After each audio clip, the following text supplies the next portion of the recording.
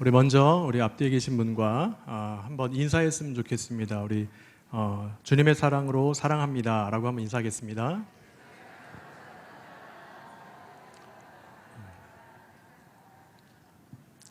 정말 사랑하시죠? 네, 그 사랑이 우리 안에 풍성히 넘쳐나는 시간이 되었으면 좋겠습니다. 메리앤 제이 리가토라고 하는 콜롬비아 대학의 임상 심리학 교수가 있습니다. 이분이 쓴 책의 제목이 참 재밌어서 한번 소개하려고 하는데요. 이런 제목이더라고요. 왜 남자는 기억조차 못하고 여자는 두고두고 아파하는가? 네, 이해가 안 가시면 다시 한번 해드릴게요.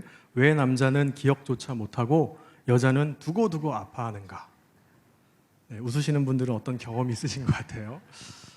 아멘. 이런 거에 아멘은 네, 당황스럽습니다. 네. 이 책에 보면 사람들의 행동에 대한 것을요, 의학적으로 이렇게 재미있게 현상을 이렇게 설명해주고 있습니다. 특별히 영국의 신경의학자인 앤드레이스 반텔스라고 하는 이 박사님의 논문과 시어 제키라고 하는 이 박사님의 논문을 인용해서 막 이야기를 하고 있는데요. 그 중에 하나가 뭐냐면 사랑에 빠진 인간, 그 인간의 모습을 이렇게 연구를 해보니까 어떠한 특징이 벌어지는데 그것은 인간에 대해 설명할 수 있는 약간의 무슨 어떤 호르몬 작용이 일어난다라는 거예요. 그래서 조사를 해봤습니다. 연구를 하니까 사람이 사랑에 빠지면 사람의 뇌 속에 도파민이라고 하는 이제 호르몬이 작용한다고 합니다. 이 호르몬의 작용을 하면 사람을 어떻게 만드냐면 되게 황홀하게 만든대요. 황홀한 이 중독성을 갖게 한다고 합니다. 자, 그러면서 도파민 속에는 페닐에틸아민이라고 하는 또 다른 종류의 이 호르몬이 작용하는데 이것은요 세포와 세포들이 상호작용을 해서 더 크게 하도록 이렇게 작용을 해준대요. 더 이제 이것이 풍성해지는 거겠죠. 그리고 도파민 속에는 또 다른 뇌 속에 있는 노르에피네프린이라고 하는 호르몬이 작용을 하면 어떤 일이 발생이 되냐면 사람이 사랑에 빠지면 이런 다른 상태로 이렇게 변형이 되는데 마치 우리 그런 얘기 하잖아요. 눈이 멀었다. 사랑에 눈이 멀면 어떻게 돼요? 다 좋아 보이는 거예요. 그렇죠?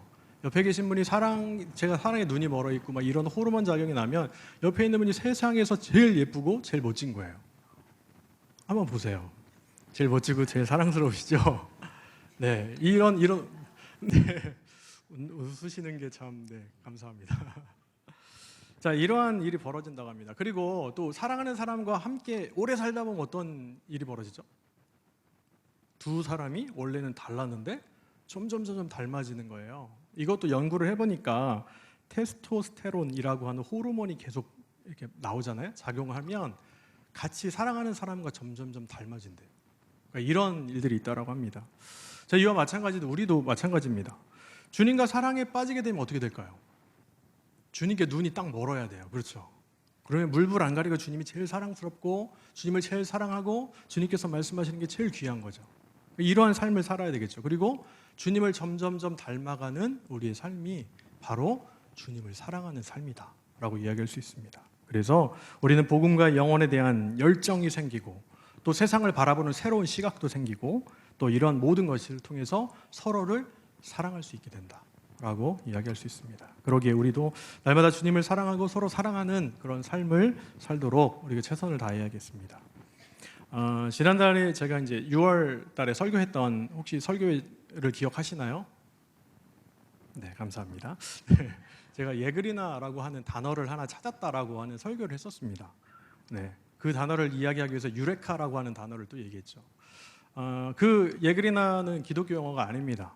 네, 그래서 이거는 우리말 신조어예요. 사실은 신조어인데 그 의미가 사랑하는 우리 사이라고 하는 뜻이 있다라고 해요. 자, 그래서 이것을 보면서 예그리나 안에서 제가 뭘 발견했냐면 예수 그리스도와 나 이것을 발견했어요. 그래서 내가 예수님과 사랑하는 사이구나. 내가 십자가의 그 사랑을 받아서 하나님을 사랑하는 자가 되었구나. 그 사랑이 너무나 감사해서 저는 그 단어를 유레카했다라고 이야기를 했습니다. 그러면서 옛 계명의 십계명에 대한 이야기를 했습니다. 하나님 사랑과 이웃 사랑 그리고 자기를 사랑하는 것 이것이 우리가 사랑의 관계 안에서 온전히 회복해야 될 것이고 그렇게 살아가야 될 그리고 십계명을 주신 것은 하나님께서 우리를 향하신 사랑의 세레나데와 같다라고 이야기를 했었습니다. 다 기억하고 계시죠? 네. 자, 그런데 중요한 것은 이런 겁니다. 그런 의미에서 지난 한 달 동안에 돌이켜보면 과연 내가 하나님을 사랑하고 이웃을 사랑하고 내 자신을 얼만큼 사랑했는가, 이것을 한번 생각해 보았으면 좋겠습니다. 수천 년 전에 하나님께서는 이미 이스라엘 백성들에게요, 시내산에서 십계명을 주시면서 이렇게 말씀하셨어요. 사랑한다. 내가 너희를 너무나 사랑한다. 그러니까 너희는 나와 함께하자. 사랑의 관계를 맺자. 나와 함께 사랑하며 살자라고 말씀하셨어요. 그런데 그 사랑을 받은 우리도 마찬가지지만 하나님의 사랑하고 자신을 사랑하며 또 이웃을 사랑함에도 그렇게 살지 못할 때가 너무 많다는 거예요. 하나님은 수천 년 전부터 사랑하자라고 계속 말씀하시는데 우리는 그 사랑을 하지 못해요. 자, 왜 그럴까? 왜 과연 그렇다면 우리는 어떻게 할 때 하나님의 사랑을 온전히 실천하며 살아갈 수 있을까? 이런 고민을 해보았습니다. 자, 예수님께서는 이런 고민 가운데 또 우리에게 말씀하신 것 가운데 오늘 본문 말씀을 통해서 우리에게 새 계명을 허락하여 주셨습니다. 즉 하나님의 사랑을 온전히 나눌 수 있는 방법, 그것을 우리에게 말씀해 주셨습니다. 우리가 오늘 말씀을 통해서 주님께서 주신 그 새 계명이 무엇일까? 그리고 또 온전히 새 계명을 실천하며 살아갈 수 있는 그 하나님의 그 사랑, 그 사랑에 푹 빠져서 살아가는 그런 삶은 어떤 것일까를 생각해 보면서 우리도 하나님 사랑에 빠진 사람들로서 우리가 이 땅을 살아가고요, 더 나아가서 어떻게 하면 그 사랑 가운데 거할 수 있는지를 한번 생각해 보는 귀하고 복된 시간이 되었으면 좋겠습니다. 자, 그렇다면 어떻게 할 때 하나님의 사랑에 빠져서 서로를 사랑할 수 있겠습니까? 네, 제가 준비하면서 생각했던 것은 이겁니다. 첫 번째가 뭐냐면 바로 주님 안에 거함으로 서로를 사랑할 수 있다라는 거예요. 우리가 읽었던 말씀에 보시면 31절 처음에 제가 읽었던 말씀인데요. 우리 이 말씀 한 번만 읽어보겠습니다. 우리 31절에 있는 말씀 읽겠습니다. 시작. 그가 나간 후에 예수께서 이르시되 지금 인자가 영광을 받았고 하나님도 인자로 말미암아 영광을 받으셨도다. 아멘. 자, 오늘 본문 말씀이 기록되어 있는 상황을 파악하기 위해서는요, 31절 말씀에 나와 있는 그가 나간 후에 라고 하는 그 상황을 한번 보고요, 그것이 어떻게 된 일인지를 한번 살펴봐야 합니다. 그런데 이 그가 나간 후에 라고 하는 것만 살펴보면 이게 어떤 상황인지 잘 몰라요. 그래서 요한복음 13장에 있는 전체적인 내용을 한번 살펴보면 이게 어떠한 상황이구나 라는 것을 알 수 있습니다. 요한복음 13장의 내용을 잠깐 살펴보면 이렇습니다. 예수님께서는 순환주간 중에 마가의 다락방에서 말씀을 가르쳤습니다. 그리고 제자들의 발을 씻겨주셨어요. 그러면서 겸손과 섬김의 모범을 보여주셨습니다. 네. 그러신 후에 유월절 만찬을 베푸셨어요. 자, 베푸시고 나서 어떻게 하냐면 그 사건 이후에 가룟 유다가 배반하는 것, 그리고 이후에는 우리 본문 말씀 뒤에 보면 베드로의 부인 이런 거 앞에 있으면 그런 것들을 부인하는 장면들이 나옵니다. 자, 그 중에서도 오늘 본문 말씀인 요한복음 13장 31절에서 35절은요, 예수님께서 가룟 유다가 배반할 것을 예언하신 사건의 뒤를 따라서 전개되고 있어요. 다시 말하면 30절의 말씀을 보면 이렇게 말씀합니다. 유다가 그 조각을 받고 곧 나가니 밤이러라. 네. 이 말씀과 같이 유다는요, 예수님을 배반하기 위해서 예수님을 떠나서 예수님과 함께 있었던 것이 아니고 예수님과 함께 있던 곳으로부터 나갔어요. 밖으로, 세상 밖으로 나갔습니다. 자, 그곳으로 나갔더니 탐욕과 제약의 자리인 세상이었다라는 거죠. 자, 가장 중요한 것은 그렇습니다. 뭐냐면 우리가 서로 사랑할 수 있는 것은 무엇이냐라고 한다면 바로 주님 안에 거할 때 사랑할 수 있다라는 거예요. 다시 말씀드리면 이런 거예요. 유다는요, 서로 사랑하라라는 말씀을 듣지도 못했어요. 왜냐하면 배신하기 위해서, 스승을 팔기 위해서 그 자리, 예수님과 함께 있던 자리를 박차고 바깥으로 나간 상태. 그 이후에 예수님께서는 남아있는 제자들에게 서로 사랑해라라고 말씀하셨습니다. 이 사건은 너무나도 중요합니다. 서로 사랑하는 이 말, 유다는 예수님으로부터 나갔기 때문에 들을 수도 없었고 행할 수도 없는 사람이 되었습니다. 다시 말하면 우리가 예수님의 새로운 계명과 같이 서로 사랑할 수 있는 그 능력은 어디에서 나오느냐면 바로 오직 예수님 안에 거할 때 있다라는 거예요. 우리가 세상으로 나가 있어요. 그러면 서로 사랑할 수 있을까요? 절대로 사랑할 수 없습니다. 주님의 능력 안에, 주님 안에 온전히 거할 때 예수님의 그 능력으로 우리는 서로를 사랑할 수 있다라고 말씀합니다. 이를 너무나 잘 설명해 주고 있는 단어가 또 있습니다. 우리가 찾지는 않을 텐데 마태복음 16장 18절의 말씀에 보면 우리가 이 신약성경에 처음 등장하는 에클레시아라고 하는 단어를 볼 수 있어요. 잘 아시겠지만 이 에클레시아는 교회라고 하는 단어이죠. 헬라어로 교회를 에클레시아라고 합니다. 그런데 이 에클레시아가 만들어진 단어가요, 이 헬라어의 합성어거든요. 두 가지 단어가 합성되어 있습니다. 첫 번째는 뭐냐면 무엇으로부터라는 거. 그러니까 안에서 밖으로 나오는 거예요. 안에서 밖으로 나오는 거. 이 이렇게 써진 전치사 에크라고 하는 단어하고요. 부르다라고 하는 동사 카레오가 합쳐졌어요. 그래서 에클레시아입니다. 다시 말하면 이런 거예요. 하나님께서는 죄 많은 세상 가운데 살고 있던 우리를 세상으로부터 밖으로 부르셨어요. 그래서 어디에 모였어요? 주님 안으로 모였습니다. 이렇게 모인 무리가 누구냐? 바로 교회 에클레시아다라고 이야기한다는 거죠. 그러기에 우리는 주님 안에 거할 때 온전한 교회가 될 수 있습니다. 그리고 새 계명을 지켜나가는 우리의 삶이 될 수 있습니다. 이처럼 우리는 주님 안에 거할 때 온전한 교회, 그리고 서로 사랑하라 하신 이 계명, 새 계명을 삶으로 지켜나갈 수 있게 되는데, 그렇게 할 수 있는 근거가 뭐냐? 어떻게 주님 안에 거할 때 할 수 있느냐라고 한다면, 우리가 말씀에 요한복음 15장 5절의 말씀을 보면 이렇게 말씀합니다. 나는 포도나무요 너희는 가지라. 그가 내 안에 내가 그 안에 거하면 사람이 열매를 많이 맺나니 나를 떠나서는 너희가 아무것도 할 수 없음이라. 사랑하라고 말씀하셨어요. 그런데 우리가 주님 안에 거하지 않으면 우리는 아무것도 할 수 없는 거예요. 반대로 말씀드릴까요? 우리가 주님 안에 거하면 우리는 모든 것을 할 수 있습니다. 여러분, 이것이 정말 중요합니다. 우리가 예수님 안에 온전히 거할 때 우리는 우리의 의지가 아니라, 우리의 능력이 아니라, 우리의 힘이 아니라 주님의 능력으로 서로를 사랑할 수 있게 된다라고 말씀을 합니다. 그런 의미에서 우리는 온전히 주님 안에 거하고 있는지를 살펴보아야 합니다. 혹시 주님 안에 거하는 척하고 있거나 또 말만 나는 거합니다 라고 하면서 나도 유다처럼 세상 밖으로 자꾸 나가면서 내 뜻과 내 생각과 내 것을 자꾸 이야기하고 있지 않는지 우리는 살펴보아야 합니다. 자, 그렇기 때문에 서로 사랑할 수 있는 것은 주님 안에 온전히 거할 때, 그리고 주님과 함께 할 수 있는, 주님과 함께함으로 주시는 주님의 능력으로 온전히 이렇게 감당할 수 있습니다. 그러므로 우리 귀하고 복된 우리 성도님들도 가장 중요한 것은 바로 뭐냐면 우리가 온전히 주님 안에 거하도록 날마다 애쓰고 힘쓰고 신앙 안에서 이렇게 나가야 될 줄로 믿습니다. 그래서 아무쪼록 주님 안에 거함을 통해서 주님께서 말씀하신 새 계명, 서로를 사랑할 수 있는 그 사랑하는 것, 서로를 사랑하는 이 계명을 온전히 지켜나갈 수 있는 우리의 삶이 되기를 간절히 소원합니다. 두 번째는 무엇이냐면 바로 주님께서 사랑하신 것 같이 서로 사랑해야 된다라는 거예요. 네, 우리 34절의 말씀입니다. 34절에 이렇게 말씀합니다. 제가 한번 읽겠습니다. 새 계명을 너희에게 주노니 서로 사랑하라. 내가 너희를 사랑한 것 같이 너희도 서로 사랑하라. 네. 우리는 이 땅에 태어나면서 많은 사랑을 받습니다. 네, 그 사랑은요, 갓 태어난 아기가 무엇을 많이 하고 잘하고 능력이 있어서 받는 건 아니에요.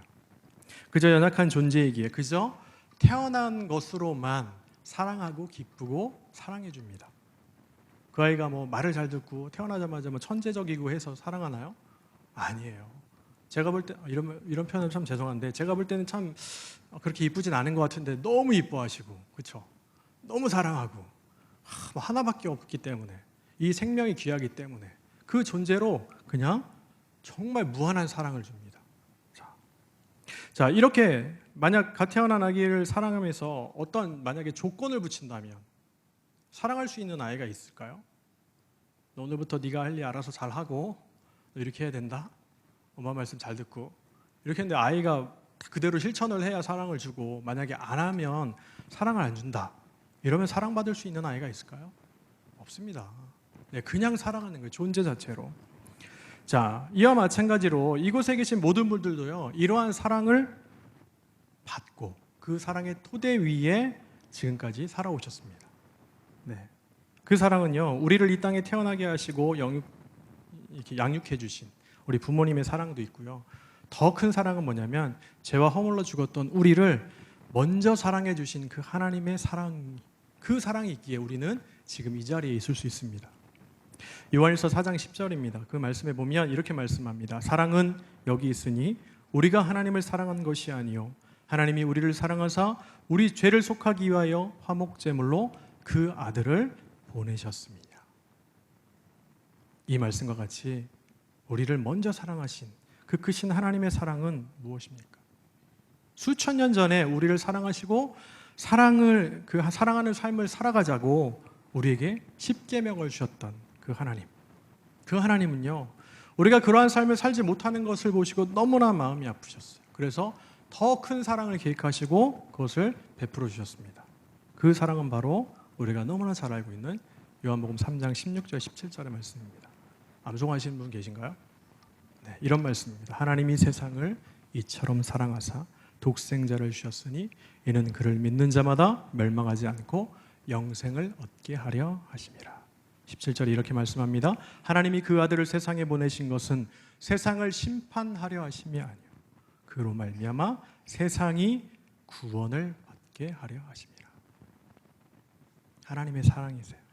하나님 우리를 너무나 사랑하셨어요. 그래서 그 사랑하신 나머지 우리를 구원하시기 위해 독생자 예수 그리스도를 이 땅에 보내시고 우리의 죄악을 위해 십자가에 달려 죽게 하셨습니다. 이 십자가의 사건으로 우리는 이제 심판받는 것이 아니라 구원받은 자가 되었습니다. 그 사랑으로 우리는 하나님의 자녀가 되는 은혜를 누리게 되었습니다. 이처럼 하나님께서는 우리를 먼저 사랑하셨습니다. 갓난아기를 아무런 조건 없이 사랑하는 부모의 사랑과는 정말 비교할 수 없을 정도의 큰 사랑을 하나님께서는 아무런 조건 없이 우리에게 주셨습니다. 그렇다면 그 사랑을 받은 우리는 이제 어떻게 해야 되겠습니까? 부모의 사랑을 받은 아기, 그 아기는요 잘 자랍니다. 잘 성장해요. 그래서 어떻게 돼요? 성인이 되겠죠. 건강한 성인이 되어서 자신의 아기가 태어나면 어떻게 할까요? 더 큰 사랑을 베풉니다. 그렇죠. 우리도 마찬가지예요. 하나님의 한량없는 은혜를 받았어요. 하나님의 그 큰 사랑을 받았습니다. 우리가 잘 성장했다면 이제는 우리도 그 사랑을 전하는 자가 되어야 합니다. 왜 그럴까요? 바로 주님께서 우리를 먼저 사랑해 주셨기 때문입니다. 그런데 얼마만큼 사랑해 주어야겠습니까? 바로 죽기까지 사랑해야 된다. 죽기까지. 주님께서 먼저 우리를 사랑하셨던 그 사랑은 바로 죽기까지 사랑하셨던 사랑입니다. 이것이 옛 계명의 10계명과 새 계명의 차이입니다. 다시 말하면 하나님의 사랑을 받은 자로서 하나님을 사랑하고 자신을 사랑하며 이웃을 사랑하라 라고 하신 그 10계명, 사랑의 관계로 살아가자 이렇게 했는데 그것이 안 돼요. 그래서 이제는 어떻게 합니까? 예수님께서 먼저 우리를 사랑하시고 우리를 구원하시기 위해 십자가에 죽으셨어요. 이 죽기까지 사랑하신 그 사랑, 그러면서 우리에게 말씀하십니다. 너희도 내가 너희를 사랑한 것처럼 서로 사랑해라. 주님께서 죽으신 것처럼 너희도 죽기까지 사랑하라 라고 말씀합니다. 그러므로 우리는 어떻게 해야 돼요? 그 사랑을 받은 자로서 이웃에게 이제는 어떻게 해요? 먼저 사랑해야 되고 언제까지요? 죽기까지 사랑해야 합니다. 다시 말하면 예수님께서 우리를 먼저 사랑하시고 죽기까지 사랑하셨던 그 사랑이 너무나 커서 이제는 우리가 하나님의 자녀로서 이웃을 먼저 사랑해야 됩니다. 우리가 이제는 죽기까지 사랑해야 됩니다. 이 사랑을 바로 오늘 우리에게 새 계명으로 주셨습니다. 너희가 내가 너희를 사랑한 것처럼 사랑해야 된다 라고 말씀하십니다. 아무쪼록 우리의 삶이 정말 하나님의 그 큰 사랑을 받은 자로서 이제 그 사랑을 온전히 전하고 정말 그 사랑, 죽기까지 사랑하는 그런 우리 신앙인의 삶이 되기를 우리 예수님으로 간절히 기도합니다. 이제 마지막입니다. 우리가 어떻게 할 때 이 세 계명을 지킬 수 있을까요? 바로 주님의 제자로 서로 사랑해야 된다라는 거예요. 우리가 마지막으로 한 절만 읽겠습니다. 우리 마지막 절인데 35절 말씀을 우리 한번 같이 한 목소리 읽도록 하겠습니다. 시작. 너희가 서로 사랑하면 이로써 모든 사람이 너희가 내 제자인 줄 알리라. 아멘.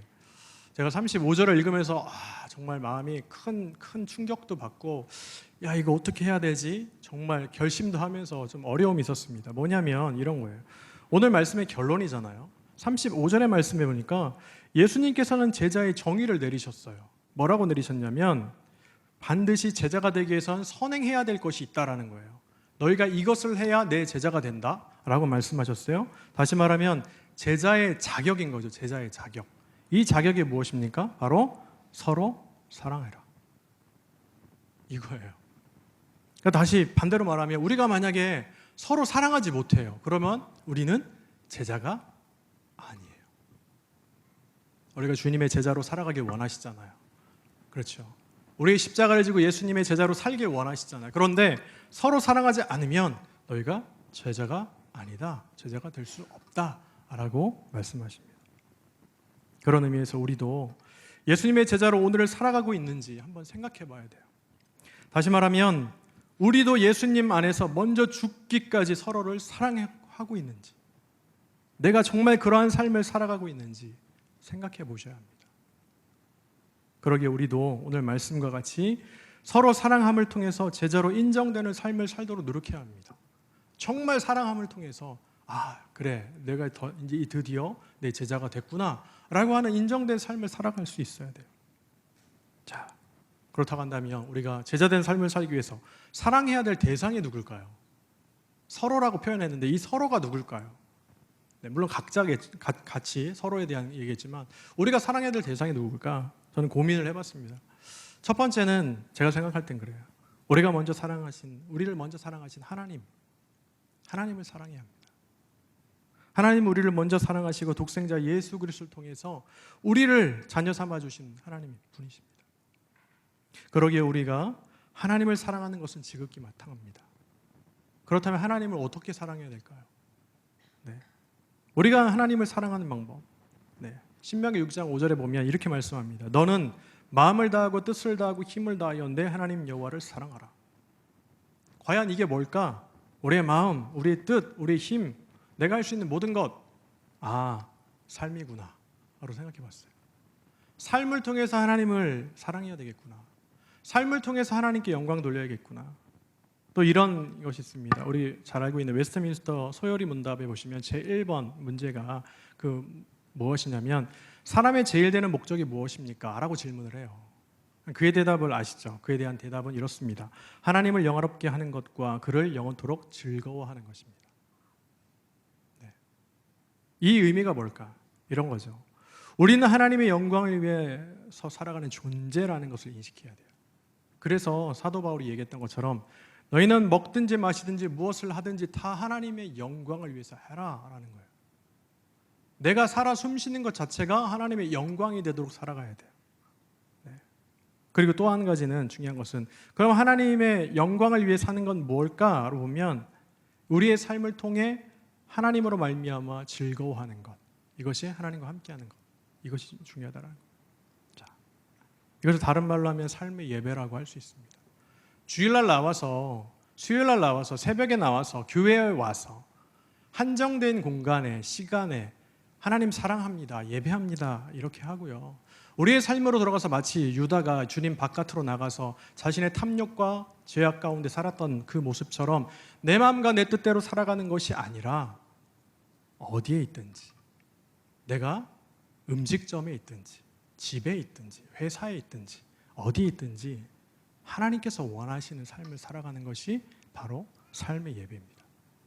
주일날만 드려지는 것이 예배가 아니에요. 우리는 삶에서 정말 성실하고 정직하고 하나님 말씀에 부합한 삶을 살려고 최선을 다해서 노력을 하셔야 돼요. 이것이 바로 하나님을 삶으로 영화롭게 하고 하나님이 우리의 모든 것 되심을 인정하면서 즐거워하는 삶입니다. 자, 그렇기 때문에 하나님을 영광을 위해서 우리의 삶의 예배가 온전히 이루어지기를 소망합니다. 그럼 둘째로 누굴 사랑해야 될까? 당연히 우리를 죽기까지 사랑하신 예수님입니다. 예수님도 마찬가지로 우리를 먼저 사랑하시고 십자가에서 죽기까지 우리를 사랑해 주셨습니다. 그러기에 우리는 예수님을 죽기까지 사랑해야 합니다. 예수님이 먼저 우리를 그렇게 사랑해 주셨잖아요. 그렇다면 예수님을 사랑한다고 할 때 어떻게 해야 될까요? 물론 예배를 드리고 이런 거 있습니다. 그런데 제가 말씀을 찾아보니까 이런 말씀이 있어요. 요한복음 14장 21절의 말씀을 보면 이렇게 말씀합니다. 나의 계명을 지키는 자라야 나를 사랑하는 자니 나를 사랑하는 자는 내 아버지께 사랑을 받을 것이요 나도 그를 사랑하여 그에게 나를 나타내리라. 예수님을 사랑하는 사람이 누구래요? 계명을 지키는 자래요. 계명을 지키는 자. 다시 이제 돌아왔습니다. 자, 그러면 우리가 예수님을 사랑한다고 계속 고백하시잖아요. 예수님 사랑합니다, 사랑합니다. 그럼 뭐 하라고 하시는 거예요? 계명을 지키라고. 어떤 계명이요? 새로운 거 주셨잖아요. 새로운 계명이 뭐예요? 서로 사랑하라. 어떻게 사랑해야 돼요? 먼저 죽기까지. 어렵네요. 그렇죠? 예수님을 사랑하는 게 뭐냐? 계명을 지키라는 거예요. 하나님 말씀을 지켜라. 하나님 서로 사랑하라 하신 그 말씀을 지켜서 나아갈 때 우리는 주님을 온전히 사랑하는 자가 될 수 있습니다. 결국 예수님을 사랑하는 그 삶을 통해서 죽기까지 서로를 사랑하기 위해 자신의 십자가를 지고 따르는 삶이 바로 예수님을 사랑하는 삶이에요. 네. 그러므로 우리는 날마다 예수님께서 말씀하신 것과 같이 죽기까지 서로를 사랑하는 것, 계명을 지켜야 합니다. 이것이 곧 우리가 주님을 사랑하는 것이 되기 때문입니다. 그리고 주님을 따르는 제자가 될 수 있습니다. 이런 삶으로 우리가 주님을 따르고 사랑해야 될 줄로 믿습니다. 자, 마지막으로 셋째는요. 그럼 누굴 더 사랑해야 될까? 네, 교회와 이웃입니다. 교회는 앞에서 나눈 바와 같이 구원받은 성도의 무리입니다. 네, 그런 의미에서 보시면 옆에 계신 분들, 앞뒤에 계신 분들이 다 누구세요? 교회예요, 교회. 네, 이 교회 분들, 이분들을 다 사랑하셔야 돼요. 정말 옆에 분들 정말 사랑하셔야 됩니다. 앞에 계신 분 정말 사랑하셔야 돼요. 네, 뒤에 계신 분 너무 사랑하셔야 돼요. 지금 현재 내 주위에 있는 모든 분들뿐만 아니라 교회 내에 계신 모든 분들을 정말 얼마큼요? 먼저 죽기까지 사랑하셔야 돼요. 이것이 중요합니다. 그러기에 우리는 하나님의 사랑과 예수님의 사랑을 받은 자로서 죽기까지 사랑하는 것이 바로 우리가 해야 될 모습이에요. 더 나아가서 한 가지 더 생각해 보면 이런 게 있습니다. 우리가 여기까지 이제 여기서 놓치지 말아야 될 것은 뭐냐면 바로 우리의 이웃을 사랑해야 한다는 사실이에요. 물론 옆에 계신 분들이 이웃이 될 수 있습니다. 그렇죠? 그런데 또 다른 이웃들은 누굴까? 이웃을 전체적으로 생각해 보면 누가 될까? 바로 교회뿐만 아니라 내 주위에서 예수님을 믿든지 안 믿든지, 믿음이 있든지 없든지, 교회에 나오든지 안 나오든지 간에 우리와 함께 더불어 살아가는 사람들이 다 이웃이에요. 네, 그분들을 사랑하셔야 돼요. 물론 사도 바울이 디도에게 권면했던 우리 디도서 3장 10절에 보면 이런 말씀이 있습니다. 이단에 속한 사람을 한두 번 훈계한 후에 멀리하라. 네, 그러니까 제가 사랑하라고 했다고 막 이단에 속한 사람들도 다 그냥 아무렇게 다 사랑하고 이런 의미는 아니에요. 물론 그 영혼들을 사랑해야 돼요. 주님 품으로 다시 돌아올 수 있도록 그들을 권면해야 되고요. 사랑하는 마음 품어야 돼요. 그러나 그들과 그런 관계가 아니, 계속 교류하라 이런 건 아니에요. 그렇지만 중요한 것은 무엇입니까? 바로 모든 사람들, 나와 함께하는 모든 사람들을 사랑해야 된다라고 말씀합니다. 사랑의 대상을 정하지 마세요. 구분짓지 말라는 거예요. 정말 주님 안에서 받은 그 하나님의 사랑이 너무 크니까 우리도 모든 사람들에게 그렇게 사랑을 베풀어야 된다라고 말씀합니다. 그러기에 우리는 예수님께서 말씀하신 새 계명, 즉 서로 사랑하라 하는 이 주님의 말씀, 이것을 주님 안에 온전히 거함으로 죽기까지 사랑하는 마음과 또한 제자된 삶을 통해서 이루어 나가야 합니다. 이제 말씀을 마치려고 합니다. 자, 우리는 이 일을 위해서 부름받았습니다. 네, 그리고 우리에게 분명히 말씀하세요. 서로 사랑해라. 내가 너희를 사랑한 것 같이 그렇게 너희는 사랑해야 된다. 더 나아가 마지막에 이렇게 사랑해야 너희는 내 제자가 될 수 있다 라고 말씀합니다. 아무쪼록 우리 귀한 무교회 성도님들은 다 예수님의 제자가 되시길 원합니다. 정말 서로를 사랑하는 마음, 정말 주님께서 우리를 먼저 사랑하시고 죽기까지 사랑하셨던 그 사랑과 같이 우리도 최선을 다해서 우리 삶을 다해서 하나님을 사랑하고 예수님을 사랑하고 교회를 사랑하고 이웃들을 사랑해서 이 모든 것을 통해서 하나님의 나라를 이루고 우리에게 주신 새 계명을 서로 사랑하는 그 계명을 온전히 이루어 나아가시는 저와 우리 모든 성도님들의 삶이 되시기를 우리 예수님의 이름으로 간절히 축원합니다.